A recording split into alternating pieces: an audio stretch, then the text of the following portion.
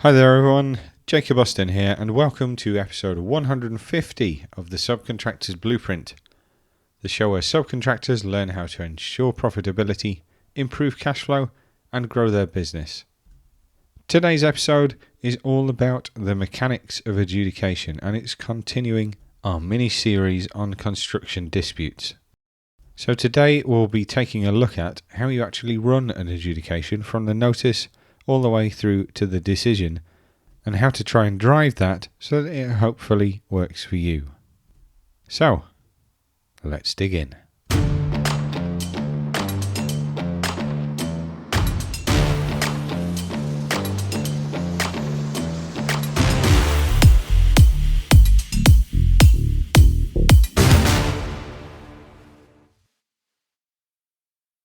Here's something that main contractors would rather you didn't work out. In adjudication, whoever moves first has won half the fight before the other side even knows there's a fight on. That is because you get weeks to build your case, and then they get days to answer it. It's the biggest single advantage you'll ever be handed in a dispute, and some subcontractors will throw that in the bin just because they fire the notice too soon. So we're 2 episodes into our mini-series now. You know your options, and you know the gate that you've got to walk through first before you've got a genuine, adjudicatable dispute. And now we get into the machine itself, start to finish. And I'm calling it a machine on purpose because that's essentially what it is. You feed it in a dispute at one end, and 28 days later a binding decision comes out of the other. One that you can take to court and enforce. Now here's the commercial truth that matters. The money doesn't move because you're owed it. You were probably owed it before, but it moves because you drive that process properly. 2 firms can walk in with an almost identical claim and get different results, and the difference isn't necessarily the merits. It's that one of them knows how to work the machine and the other one is just pulling levers and hoping that the right thing happens. So today isn't going to be a dry walk through the paperwork. It's about how you get that machine working for you instead of against you. And it starts with one advantage that you, as the referring party, should really take advantage of. And here's that advantage. You choose when the fight starts. You can spend weeks, months, quietly building your case in the background, getting your records straight, lining the numbers up, documenting where everything is, printing it, filing it, referencing it, drafting every bit of narrative, and then, when you're ready, and only once you're ready, you fire the notice. The other side has got no luxury in that respect. They're reacting to your notice that's just landed on their desk. The clock starts immediately, and they're on the back foot from the first second, because within a week of your notice, the whole thing is live and it's moving fast. So the single most important thing I can tell you about adjudication mechanics is this. Do not serve your notice until your entire case is built and it's ready to go. Not half ready, ready. And you'll see exactly why in a second. The machine starts with a notice of adjudication, and that document does one job that you have to understand. It sets the scope. Whatever dispute you describe in that notice and whatever you ask the adjudicator to give you, that is the box the adjudicator has got to work to deliver. They don't go outside it. They can't hand you something that you haven't asked for. So 2 things have to be spot on. The description of the dispute and the redress. The redress is the thing you actually want. It's this sum of money. Value this account at this figure. Whatever it is, it has to be in the notice and it has to be right because you're stuck with it. That means if you win every argument throughout the adjudication, if you put the wrong number in the redress section, you're going to get the wrong number as an outcome. All because you asked for the wrong thing on day 1. Next, you need an adjudicator. And there's a choice here that a lot of people don't even realize is a choice. Your contract might name an adjudicator, or more likely, name a nominating body. So check that first, because It may already be decided for you, but if the choice is yours, or you're relying on the scheme in the background, you apply to what's called an adjudicator nominating body, and then they appoint one. Two that you'll see quite often are the RICS and the TECSA. But there are others. And here's the thing, different bodies will draw from different panels of adjudicators. If your dispute is about valuation, about the numbers, about what the account is really worth, you're going to want an adjudicator who thinks like a quantity surveyor, not one that thinks like a barrister. But if it's a knotty point of contract interpretation, maybe you do want that legal brain. And you get some influence over that through which body you choose. Don't just take whoever lands in your inbox. Think about who you want holding the pen when it comes to your money. The adjudicator has to be in place within 7 days of your notice so that it all moves quickly. Then comes the referral, and this is the big one. The referral is your full case, your particulars, everything, the narrative, the contract, the numbers, the evidence, the witness material, all of it laid out to win, easily referenceable by the adjudicator, and you've got 7 days from the notice to serve it. 7 days. That is a tight deadline, and now you've got to see why I told you not to serve the notice until you're ready. Because if you fire that notice in a fit of temper and start building the referral, you've got 1 week to assemble your entire case. That is how these documents go out the door, thin and rushed, and perhaps lacking some of the evidence that you would have thought about if you'd have had more time to do it. But if you've done it the smart way, the referral is already sitting there, finished the day the notice goes out. You serve, and days later the finished article goes in, calm, complete, hard to beat. You need to keep the referral inside the scope of the notice. It can't introduce or change the dispute for a bigger or different dispute than the one the notice describes. The notice sets the sandbox, and you've then got to work within it, as has the adjudicator. Serving that referral starts the real clock, because the adjudicator now has 28 days to reach a decision. Inside those 28 days, the other side gets to put in their response, their defence. The adjudicator sets that timetable, and it's tight. It's usually a week, at the most 2. You'll often get a chance to reply, and the adjudicator might ask questions, call for documents, and sometimes hold a meeting, although normally there's no full hearing like you get in court. That 28 days can be stretched, but carefully. You, as the referring party, can agree to give the adjudicator another 14 days. Beyond that, it takes both sides agreeing. So, at the margins, the timetable is largely in your gift, which is one more reason the referring party holds more of the cards. At the end of it, the decision is binding straight away. It's pay now, argue later, as we've covered many times. The decision's enforceable in court if they don't comply with it. One thing to keep in your head through all of this is the cost. In adjudication, you carry your own legal and expert costs, win or lose. The adjudicator's own fee usually falls on the loser, but your representation has to be funded by you either way. So the machine is fast, it's powerful, but it isn't free. And that can shape whether it's worth firing it up or not. For a small sum, even if it's a principal matter, the costs can swallow the win.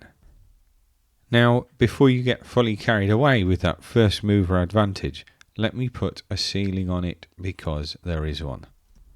You get to pick your moment, yes, but you can't use the speed to deny the other side a fair chance to answer. If the dispute is genuinely huge and complex, and you fire in a monster referral that nobody could reasonably respond to in time, the other side can turn around and argue that there's a breach of natural justice, that the process is so rushed it simply isn't fair. And then if they're right, one of 2 things happens.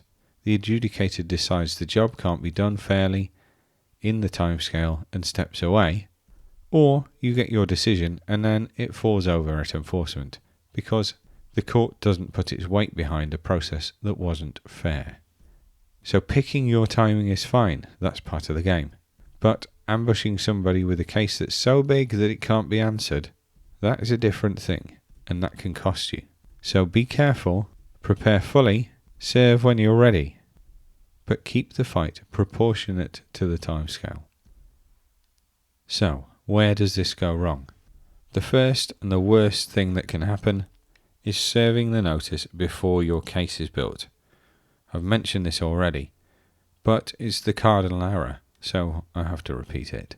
You give away your biggest single advantage and hand yourself a 7-day scramble to find documents, put together narratives, print and reference records, and it will turn into a mess. The second is a sloppy process. A dispute that you've described too vaguely, or redress that's woolly or just plain wrong.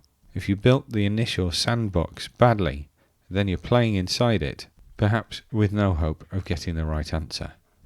The third thing is not thinking about who decides. Taking the default adjudicator without a second's thought about whether they're the right person for you, for your kind of dispute, and with knowledge and a background that will help to arrive at the right answer. The fourth thing that goes wrong is trying to cram everything in. Remember from last week, 1 dispute per adjudication unless both sides agree. A subby who's owed on 5 different fronts might sometimes try to bundle the lot into one notice and hand the other side a jurisdictional challenge for free just because they've overcooked it. If you've got genuinely separate disputes, that might mean separate adjudications or a conversation about agreeing to combine them up front. The fifth big issue is going quiet once it's running.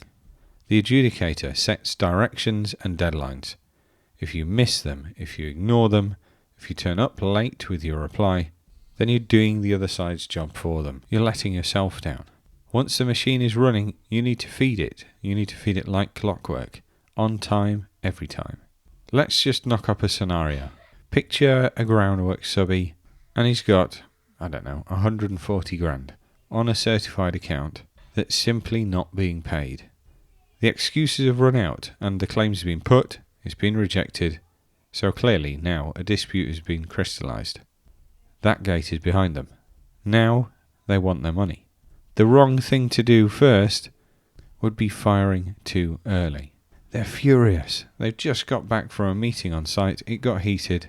They've argued the whys and wherefores of this dispute. The contractors said, I'm having none of it, I'm not paying you. So they fired off that notice. Then they start sitting down to actually build the case and realise they've got 7 days to pull 2 years of records, valuations, correspondence, meeting minutes, the lot of it into a referral. It gets rushed and it goes in thin. The other side, who've now had few days to get organised, start picking holes in it, and the subbies on the back foot in their own adjudication. Self-inflicted injury. Now, to do that the right way, the same subcontractor with the same 140 grand dispute, before they go anywhere near the notice, they build the whole thing. The draft referral, the valuation, watertight, records assembled into folders, indexed, ready to go. When they refer to them in their document, they even tell the adjudicator which page and paragraph of the appendix document to go to.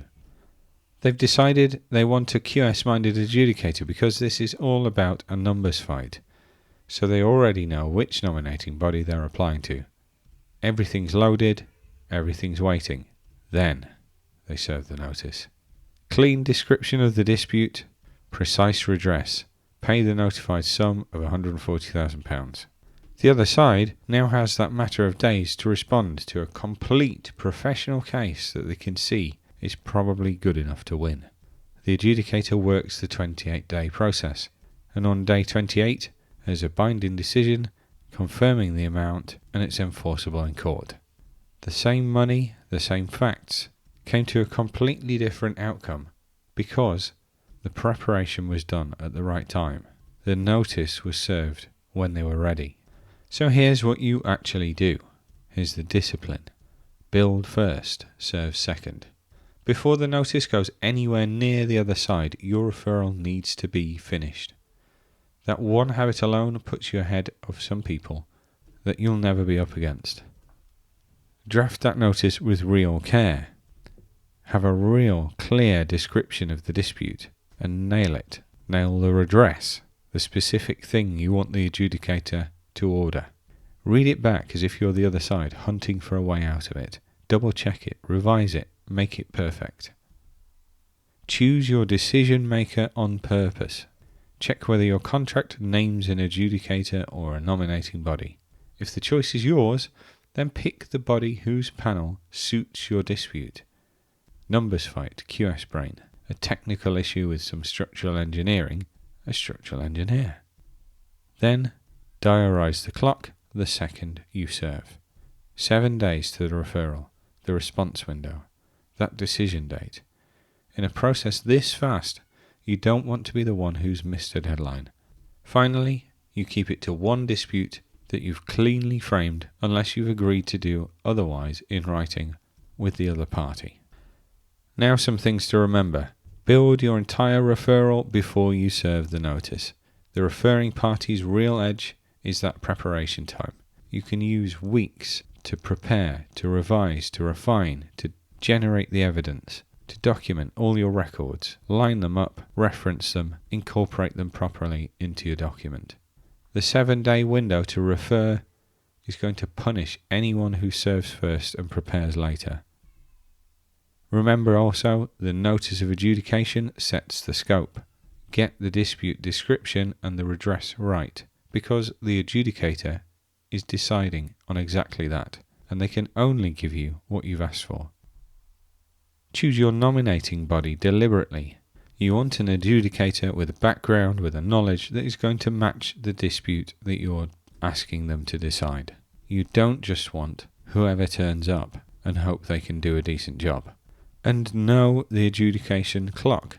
The adjudicator will be in place within 7 days of the notice, referral within 7 days, decision within 28 days of the referral. That's extendable by 14 days, only with your consent. The adjudicator will set a timetable that you will need to work to. They will ask questions and give you timescales to respond. If you don't respond to them, you're giving up the argument. So once that process is running, hit every direction and every deadline. In the 28-day process, a missed deadline is a self-inflicted injury, and it might be a big one. Remember also that you carry your own legal and expert costs, win or lose. So weigh in the spend against the sum that you're disputing before you fire. And lastly, one dispute per adjudication unless both sides agree otherwise. Don't bundle arguments that are too abstract together and give the other party a jurisdiction challenge. A final thought, one for free, is all of this is going to depend on the strength of your own records that you've been keeping throughout the job, starting with inquiry documents, through tender, responses and any negotiations, the actual subcontract order itself, pre-start meetings, meetings with other subcontractors or general site catch-ups that the contractor organises, important emails, letters, photographs, site diaries, dates and times that key things happen. I've spoken about records at length previously, and it will still remain one of the biggest deciding factors when it comes to an adjudication. Your case is built on what you can evidence. You've got the advantage, if you're the referring party, of time to get all that evidence together. But crucially, it has to exist already for you to be able to pull it together, for you to be able to file it and reference it. And critically, you might not know at the time how important a particular record is going to be, but you can bet your bottom dollar, when it comes to it, if there's a missing record, that will be the pivotal piece of information that could change the outcome of your adjudication. So the more records, the more comprehensive, the better. And that there is the adjudication machine and how you drive it. Next week, we will be pointing straight at the most common fight of the lot, the payment battle, the smash and grab versus a true value adjudication. What happens when the contractor misses their payment notice, why that can hand you the full sum whether they like it or not, and the rule that says they've got to pay you first before they're even allowed to argue about what the work was really worth. That's the episode that's going to connect everything we've discussed so far to your monthly application. Don't miss it. One of the worst things about these processes is the lack of knowledge about them. So I genuinely hope that helps, and my mission with this podcast is to help the million SME contractors working out there in our industry. If you've taken some value away from today's show, then I really need your help to share the show and pass that value on to somebody else who'd benefit from hearing it, so that I can help as many people as possible. And thanks for tuning in. If you like what you've heard and you want to learn more, then please do find us at www.subcontractorsblueprint.uk, and we're also on all your favourite socials at Subcontractors Blueprint. And remember, miss the contract detail and the commercial risk falls on you. Thanks all. I've been Jacob Austin, and you've been awesome.